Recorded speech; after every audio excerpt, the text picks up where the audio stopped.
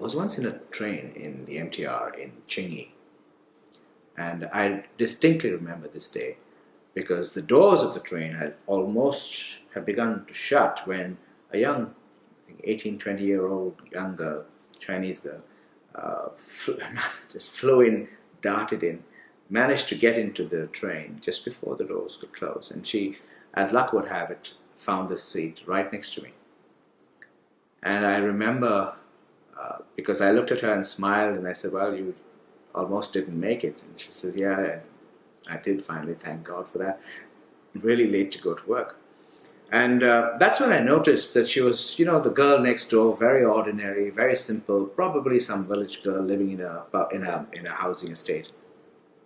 And she opened her little bag, took out her compact, and she started applying this makeup. And by the time we reached Nam Chang, which is a few stations from Chingy, this little village Cinderella had magically changed herself into being halfway to Miss Hong Kong.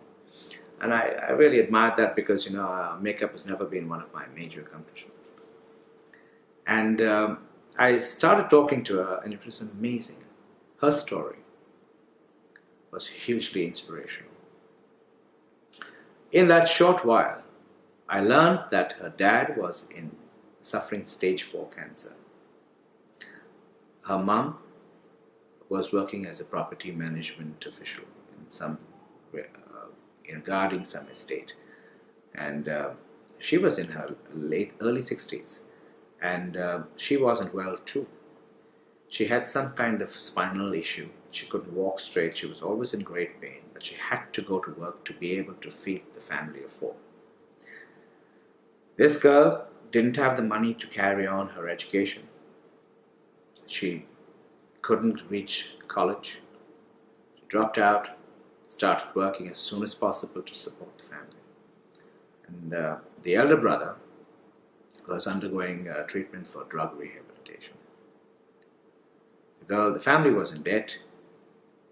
She was tired.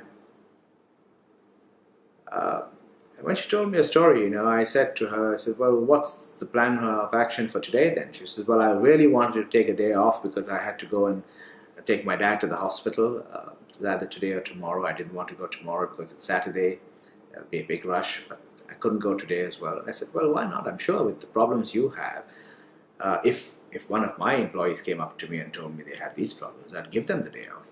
And she says, my boss would give me the day off too. But I didn't choose to take it. I couldn't understand why. I said, why? And what she told me, in a way, told me everything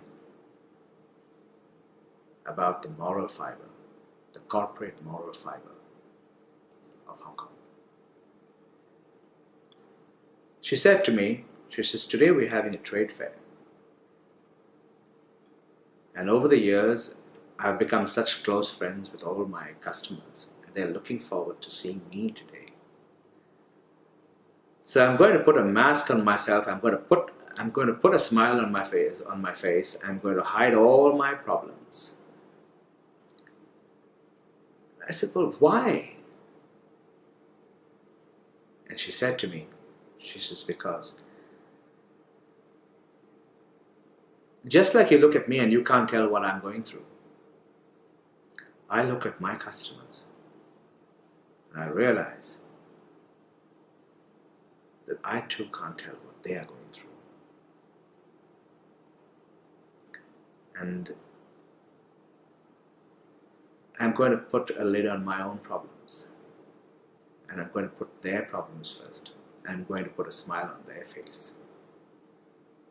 And hopefully, the Lord above will see that and bless me and bless my family for the goodness that I bring to other people. And that, sisters and brothers, is just one of the hundreds of stories that I could share with you, and I will share with you in subsequent broadcasts.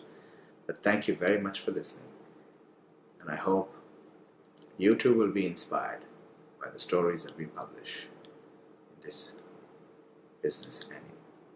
Have a wonderful new year. Happy 2019. And thank you all for being a part of our family.